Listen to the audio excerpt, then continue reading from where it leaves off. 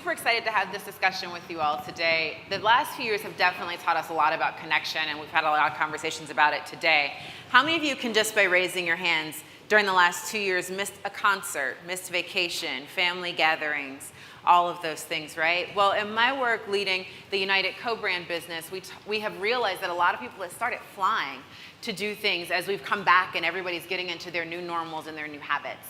And so there's an important part that travel plays in connection and bringing people together. And so as we talk about friendship and connection and happiness and health, I also want to show you a brief video of how the travel card that you choose can actually help you, whether it's United or any other card, like your everyday spending can help you plan those trips so that your dollars go further. If you could please play the clip. We are a different type of traveler. We seek adventure and 2 times the miles on United purchases. We hunger for new flavors and 2 times the miles on dining and hotel stays. We carry a sense of adventure and a free checked bag. We are the explorers. Join us. So the Explorer card gives you lots of benefits that makes your everyday travel experience or your daily travel experience a little bit better, but all travel cards offer you that benefit. There's 6 different cards in the United portfolio, but whoever you choose to travel with, whether airline or hotel, you should take a look and see what is the right choice for you. I'm excited to welcome our panel up, where we're going to talk even more about happiness and travel and friendship and how it all comes together. So please come join me. I'm losing my mind just a little. Please welcome to the stage Michael Tennant, Tina Wells, and Dr. Laurie Santos.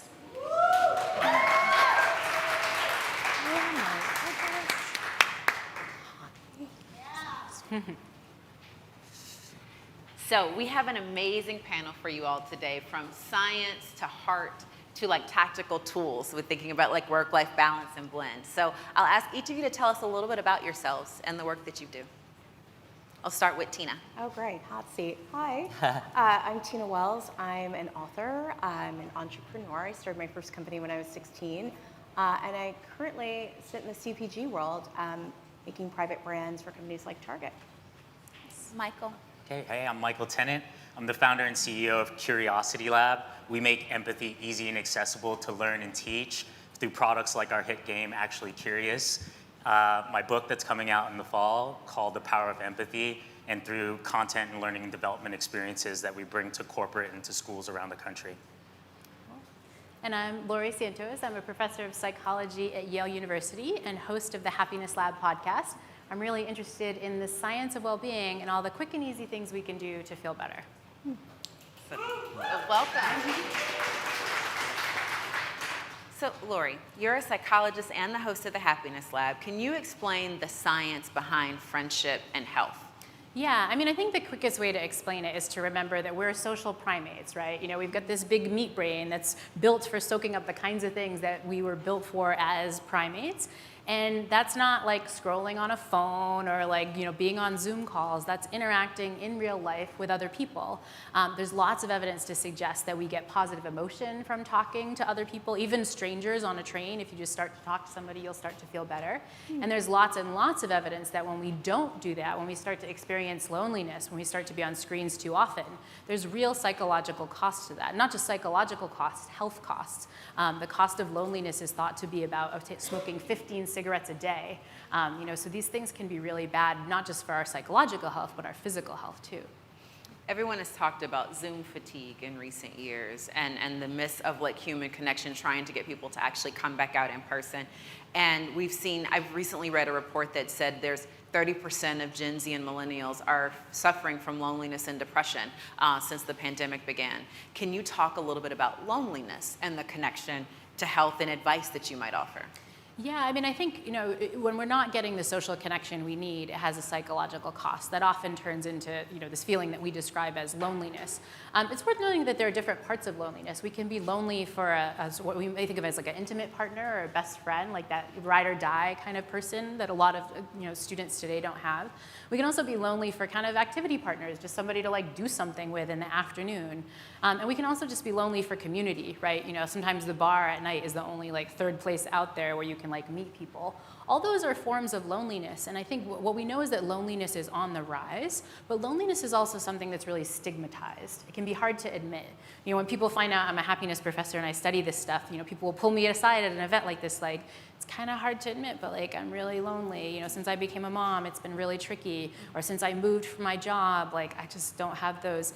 But the key, what the data suggests, is like we're all going through it. And so if we can find better ways to connect, that's going to be something that's going to help us psychologically and in terms of our health, like I think really writ large in the population.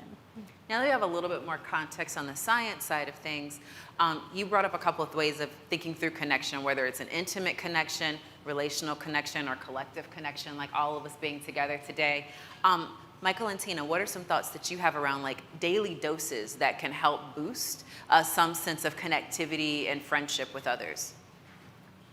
Well, in my new book, The Elevation Approach, I talk about 12 principles of instant elevation, and one of my favorites is to build your tribe, right? And to really have your group of what I like to call friend tours, and figuring out if you have your personal board of directors, the people who are really integral to creating a happy and healthy life for you. And so I think it's the most important thing you can do is to really identify who those people are, and I guide you through different types of people that we need in our life. And I think it's not like we talk about the best friend, right? I have this concept around your 5 people that are really your go-to, but you also need associates, and you need friend tours and advisors and other people that really help round out your tribe that really makes you feel balanced and living a life in harmony.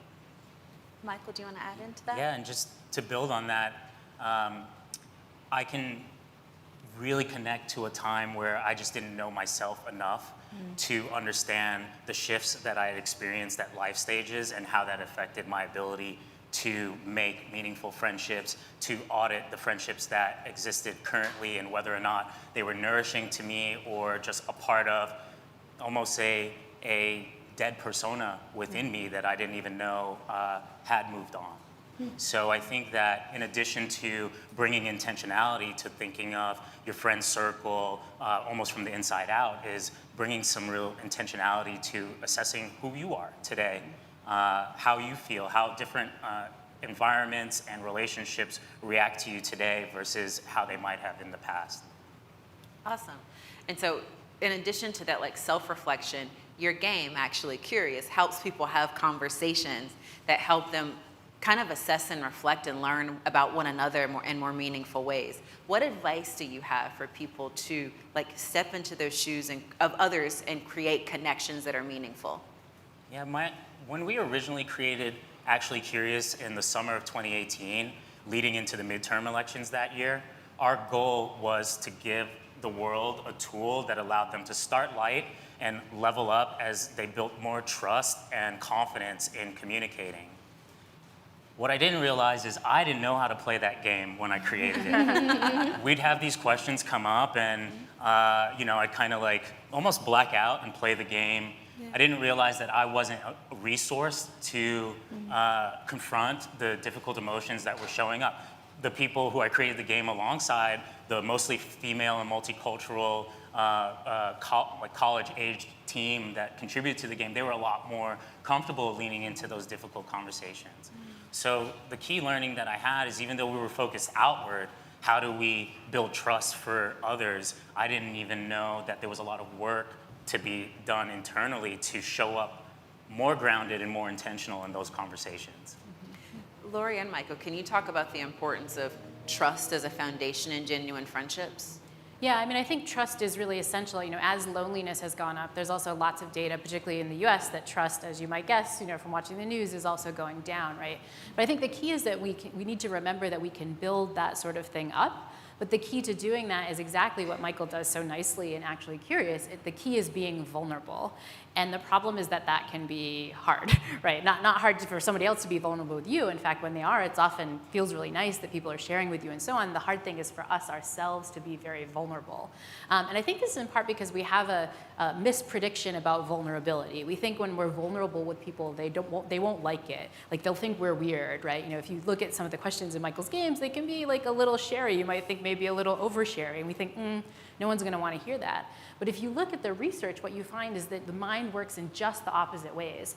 There's an effect that's known as the beautiful mess effect. We think if we're like messy with people and vulnerable, they won't like us. But in fact, people do like you. People feel kind of special that you've shared with them. You know, if you have a friend or an acquaintance at work that you didn't know who really opened up to you about something or asked for some advice, you often quickly feel closer to that person. And so I think part of the problem about trust is that we have to realize that we need to let other people be vulnerable to us, but we also need to be vulnerable to other people. Yeah, and I think just to piggyback on that, oftentimes the emotion that's on the other side of being vulnerable for many people who aren't comfortable with this level of mess is shame. How many people have shared something maybe when the vulnerability, usually the aid to vulnerability is a little alcohol. You share something that you didn't expect that you're going to share, and the next morning as you're reflecting on it, you feel shame, and you kind of take a step backwards in terms of how vulnerable you want to be. Being able to not only feel that emotion of shame, but to sit with it, prosecute whether it's real or not, maybe even have the confidence and vulnerability to go to that person and say, hey, I shared this thing. It landed this way for me. How did it land for you? It opens up the ability to actually heal through that difficult emotion. And it actually opens that ability for the other person as well. Can you share a little bit more about the power of that healing? Like when you find commonality and that you share experiences or traits with somebody else, and how that creates the bond of connection, but also can then help you cope and recover from trauma or tragedy in the past. Yeah. Well, I mean, from a scientific perspective, one of the ways that we often process emotions is with other people, right? We process emotions by talking through them, having a narrative, and that can often be helped by having somebody reflect your story back to you, reflect what you've learned through things. We also just regulate our emotions with other people, right? You know, sometimes when I'm feeling anxious, I want to talk to a good friend, and they can kind of talk me down, right?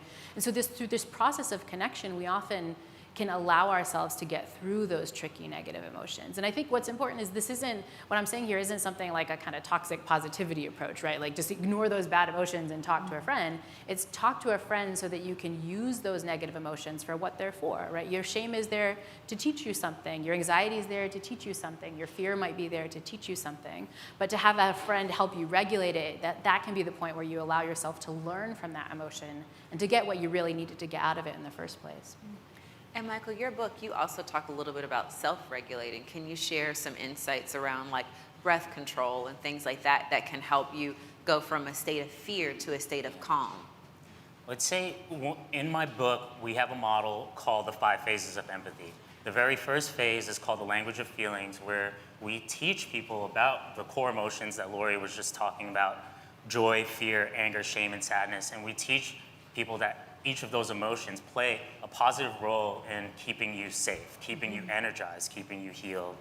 So the ability to know those emotions and to know that they're okay, and to create the container to feel them and not run away, to feel them and to not judge them with a negative light, it actually creates the ability for you to experience that emotion again with more ease. So when we are doing that work to heal, doing that work to experience emotions and not run away from them, and then bringing that into a conversation, being vulnerable with someone, experiencing that emotion, being grounded and showing, hey, it's okay for me to be angry right now. As a Black man, an emotion that I model often is constructive anger, because I want to show the world that anger is okay, and it's okay for me too. So the more that we can create those situations and show people a visual of experiencing emotions and it not being damaging, is the more that they can enter that situation and bring a similar level of groundedness. That's great. Speaking about finding balance, Tina, I know we talk a lot about work-life balance or work-life harmony, I think is the word that you like to coin. Why do you feel like it's this elusive pursuit that we've been on for so long as a society? Yeah, I think we have all realized, especially after the last few years, that balance, the idea of balance is very antiquated, because that really implies you keep adding, right? If you have more work, you need more life, and you keep doing this. Where harmony is saying, I want every piece of my life to work together for me, right? Harmony requires that you sit with yourself and really figure out what's a priority for you, and then you figure out how to have those things. And the way I like to describe it is it's kind of like cooking your favorite meal. You know what those ingredients are, and you know when you put in an ingredient that doesn't work, right? And I think that harmony in our lives works the same way. So it might mean that you're pushing to get a new project launched and you're working, but you feel really great. And it might mean that you're taking some time off solely to be with your family and you feel no guilt around that. Or it could mean that you are taking a conference call on your way to pick the kids up from school, and that feels good as well. And so it's really about figuring out what that looks like for yourself, but understanding that we're not going to ever achieve balance. It's just an unachievable thing. Harmony is something we can have and experience every single day. That's great. Given how important it is to find that harmony and balance, what are some important boundaries that you recommend that people set in order to accomplish that? Oh gosh, this is really good. So there are 4 phases in the elevation approach: preparation, inspiration, recreation, and transformation. And what I personally experienced was burnout from constantly being in preparation, inspiration. So you come up with a big idea, you get really inspired to go talk to a lot of people, and you're doing this. Where recreation was the hardest for me. I think it's still the hardest part, which is where you have to take a step back and actually do something fun. And I'm not talking about working out, I'm talking about going on a walk just to look at things. And after that, you kind of either reconsider your ideas or say, okay, I have the energy to push through. And then you get to transformation where you have kind of completed whatever that cycle looks like for you. And so for me, I talk about 12 principles of instant elevation, but I love Get Curious. It's one of my favorites because I think so often the big ideas or the pieces we're seeking really come just from general curiosity about people, life, a new book, a new idea, something that's just a spark. I've already talked about the importance of building your tribe. And then I would say finally, this idea of letting go what no longer serves you. I think so often we hold on to this idea of a dream and don't give ourselves permission to change that idea of a dream or a vision or how we want to live our life. And so I think, again, it's a process that requires you sit with yourself and say, do I want something different than I wanted before? Do I need to incorporate different types of people into my life, right? Do I feel relationships are stale? Am I interested about something? How can I bring newness into my life? Those are all questions you ask yourself, but you have to kind of stop going so that you can take a pause to ask those questions. Can I ask, I saw you both nodding your heads as she was talking about boundaries. Do you want to share from a science perspective or like how you discuss boundaries with others, Michael? Yeah, I mean, scientifically, I think, you're really onto something important, right? Which is that, we often like push ourselves and have this mindset of hustle culture to the point that we don't actually even notice when things are not serving us anymore. We don't even actually notice, oh, I haven't had any recreation in my life. And so I think just this idea of taking the time to be mindful, taking the time to notice, and taking the courage to notice when things aren't working out, right? Because often if you get a free moment and you notice, you're like, this does not feel like harmony, this feels like a mess, and I need to take a break, but then that can feel scary. Or this thing that I've been pushing towards does no longer serve me, and what do I do? And so this idea of kind of being okay with negative emotions, even if those negative emotions are overwhelm, disappointment, sadness about, grief about the fact that yourself is changing, all of those things are really important to have the space to notice and the kind of courage to notice and realize it's not bad, you haven't failed, this is the kind of process that you need to do to kind of get to that point of harmony. And I think the challenging thing with work-life, there are many challenging things with work-life balance, but one foundational challenging thing is that so many of us derive our confidence from the validation of work. We derive our safety from the paycheck that work gives us. So there is a direct conflict when something's not feeling right with work and we're forced to make an assessment of what that is and what to do with it. In 2019, just before the pandemic, I lost 2 of my older brothers within 3 months of one another. And after the second bereavement leave, I was fired. And at that moment, I had this sort of emotional rock bottom where I chose to no longer cling to external validation. But in order to spring intrinsic validation, I had to put in a lot of regiment practice in order to find the safety within myself to look at situations like not having a job and being unemployed for the first time in 20 years, or all the various ways that made it difficult to check in with the true things that brought me joy, like writing, like connecting with friends. So what happened was an organic healing process that is reflected in my book, The Power of Empathy. And what I think is so powerful of it is we all will one day experience loss in our lives. And we'll all have to navigate our way through it.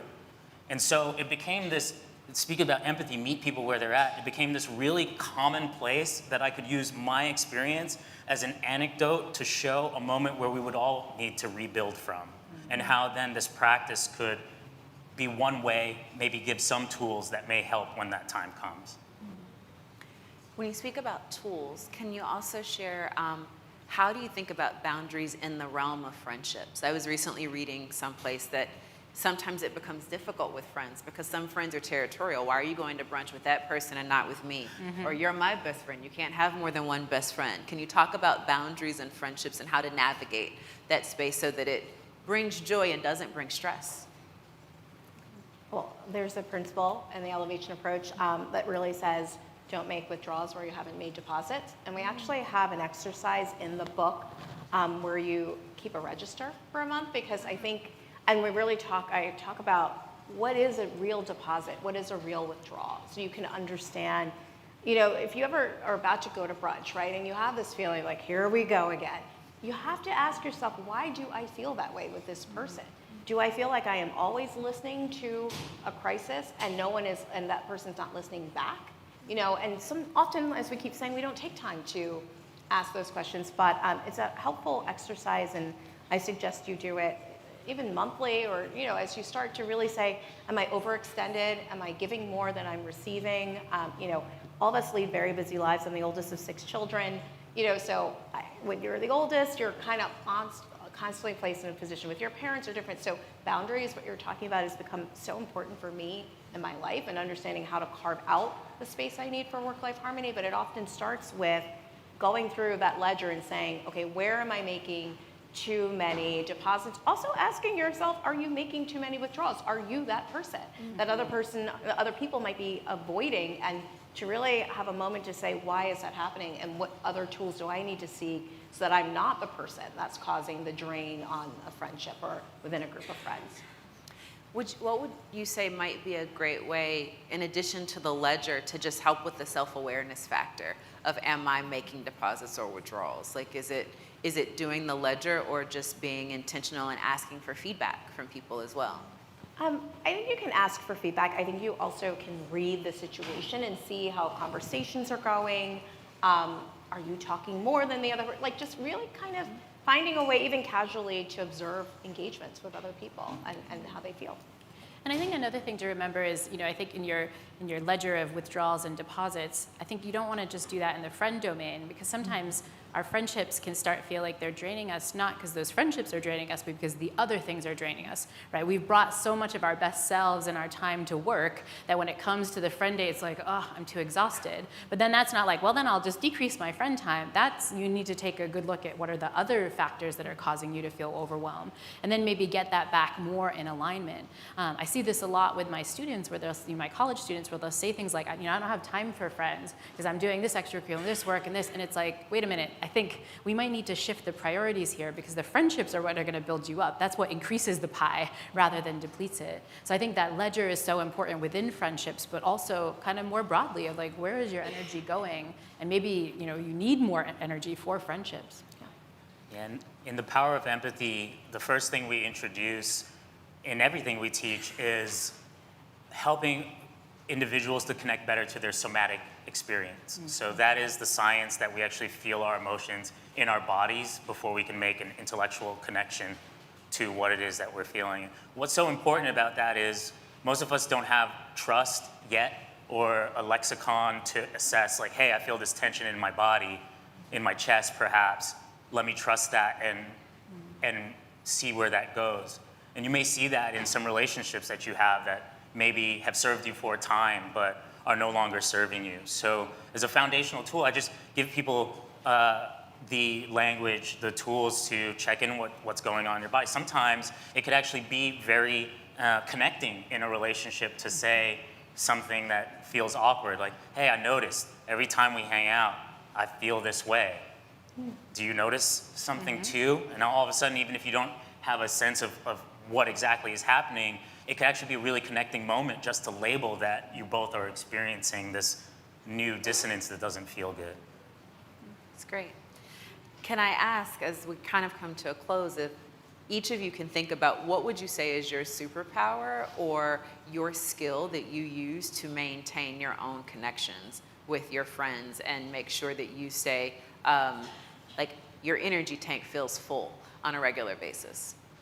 Not sure it's a superpower, maybe aspirational, like aspirational, because we're all works in progress when it comes to this stuff. But I think remembering the power that social connection can bring to my own nourishment, right? When I've had a really terrible day at work, my instinct is not, oh, I'm gonna call a friend, or oh, let me get out to a place where I can see other people. It's like, let me plop down and watch Netflix and eat something and not talk to anyone.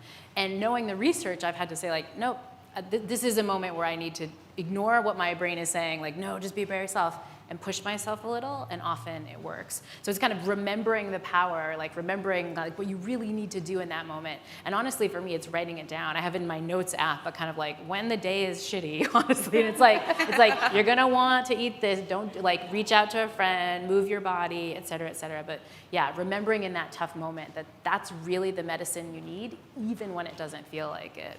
I love that you called it medicine. Yeah. Mm-hmm. Yeah. I feel like similarly, I would say it's both my superpower and my Achilles heel, is that I am a Sagittarius Jamaican from New York. I'm very direct. And so I have a facility, if I feel it, and now that I actually have the tools to be grounded in what I feel, I'm not afraid to state it.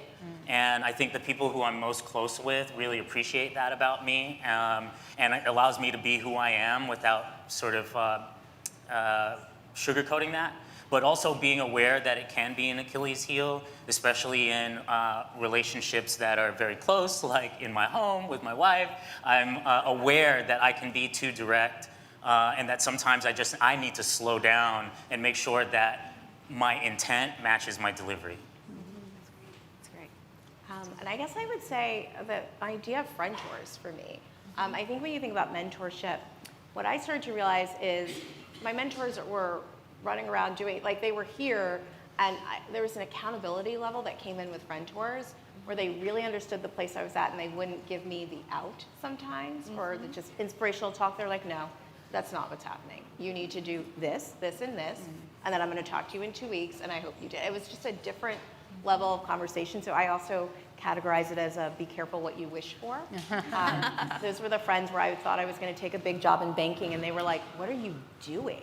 And I thought it was great. They were like, you have to do the thing only you can do, and we're going to hold you accountable to that. And so it's a very different conversation than I think I might have had with a friend, with a mentor who would have said, yeah, shoot for the stars. This was like a very much a peer, like, no, this is not what's right. We are sitting and looking at the world the same way you are, from the same position. This is actually the move. And so find friend tours to be incredibly powerful. I like the word friend tour as well, because it brings it in closer than a mentor. But it is different than a friend, meaning that like when they give you advice, you will feel the need to follow it versus just, this is optional and I might dismiss it. And it's informed. With a friend tour, it's a very informed person who, whether it's where you would like to go or they understand very directly, the moves you're trying to make and can really give you very informed advice. And for me, I started with travel, and with travel, I always then plan ahead the next time I'm going to go out with friends. So it's like either once a quarter, we're either doing like a game night or we've got a trip that's happening, but I always have something to look forward to on the calendar. I read this book once about happiness, and it was like, always think about the moments that you can savor. So whether it's a big thing like a weekend for brunch, or it's a concert, or it's a vacation someplace, there's always something that I'm looking forward to in the future with somebody that I know is really important to me. So here's a couple of tips and insights, and I hope that you all learn something new to reflect on to boost your happiness in your friendships today. Give our panel.